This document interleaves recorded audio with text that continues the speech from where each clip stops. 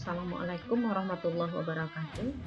Bahasan kita kali ini adalah ilmu pengetahuan sosial untuk kelas 8 semester 2.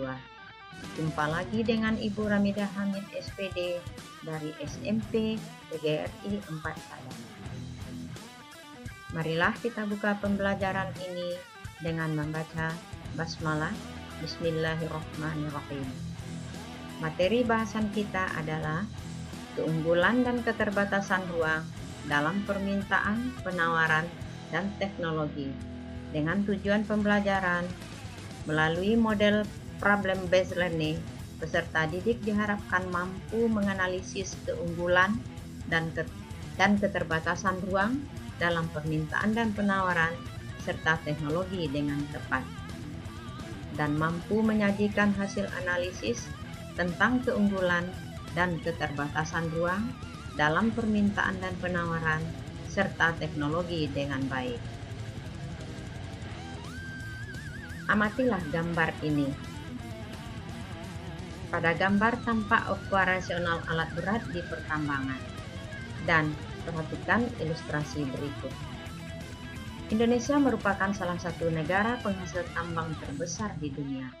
Pengelolaan tambang-tambang tersebut masih didominasi pihak asing.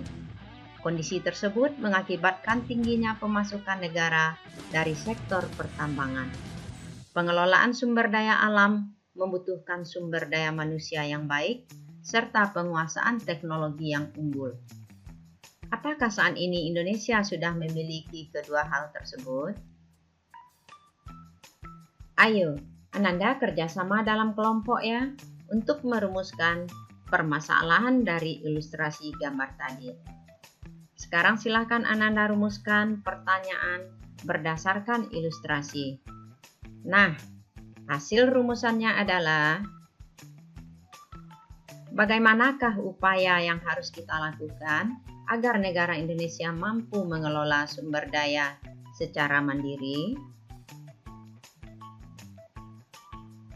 Ananda, kumpulkanlah data dan informasi dari berbagai referensi atau sumber untuk mendapatkan penjelasan dan pemecahan masalah. Sebagai negara tropis yang memiliki ribuan pulau dan lautan yang luas, Indonesia mempunyai kekayaan alam yang cukup banyak, baik di darat maupun di laut. Indonesia juga memiliki laut yang luas dan garis pantai yang sangat panjang. Potensi ikan di Indonesia cukup banyak. Di sepanjang pesisir juga terdapat kekayaan alam berupa terumbu karang, rumput laut, dan keindahan alam yang dapat dikembangkan untuk kepentingan pariwisata.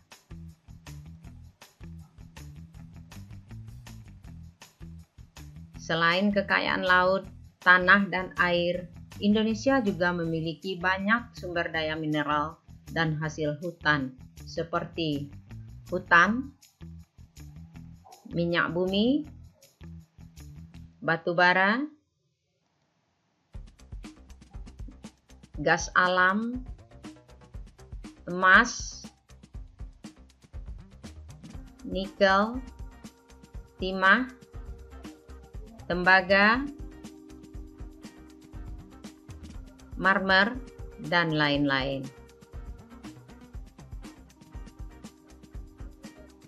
Silakan Ananda amati tabel berikut. Setiap daerah di Indonesia memiliki sumber daya alam yang beraneka ragam. Ada daerah yang memiliki kelapa sawit, ada yang memiliki emas, batu bara, dan lain-lain. Perbedaan potensi inilah yang dapat mengakibatkan terjadinya permintaan dan penawaran yang menimbulkan aktivitas perdagangan. Setiap daerah memiliki keunggulan komparatif tersendiri, karena perbedaan potensi daerah menyebabkan perbedaan keunggulan masing-masing daerah. Perbedaan potensi daerah bisa terjadi karena perbedaan teknologi. Contoh, Lampung memproduksi kopi, sedangkan Jawa Barat memproduksi beras. Lampung dapat memproduksi kopi secara efisien dan murah. Demikian pula Jawa Barat dapat memproduksi beras secara efisien. Dengan demikian, Lampung memiliki keunggulan komparatif dalam memproduksi kopi dan Jawa Barat memiliki keunggulan komparatif dalam memproduksi beras. Keuntungan dari pertukaran sumber daya inilah yang menyebabkan terjadinya interaksi dalam dan antar ruang berupa kegiatan perdagangan.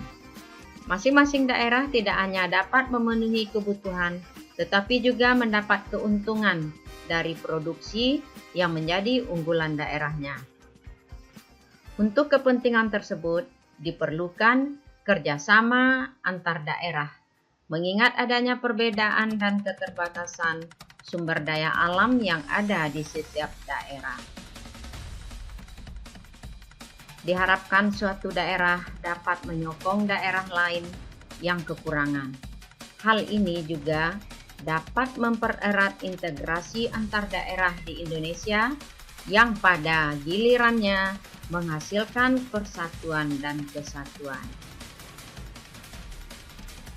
Baiklah, tugas Ananda selanjutnya akan menyajikan laporan hasil solusi pemecahan masalah tadi, yaitu tentang bagaimanakah upaya yang harus kita lakukan agar negara Indonesia mampu mengelola sumber daya secara mandiri.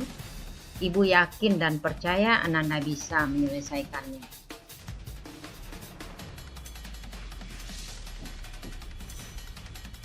Oke, kita tutup pembelajaran ini dengan membaca hamdalah. Alhamdulillahirabbil alamin. Terima kasih atas perhatian Ananda semuanya. Wassalamualaikum warahmatullahi wabarakatuh.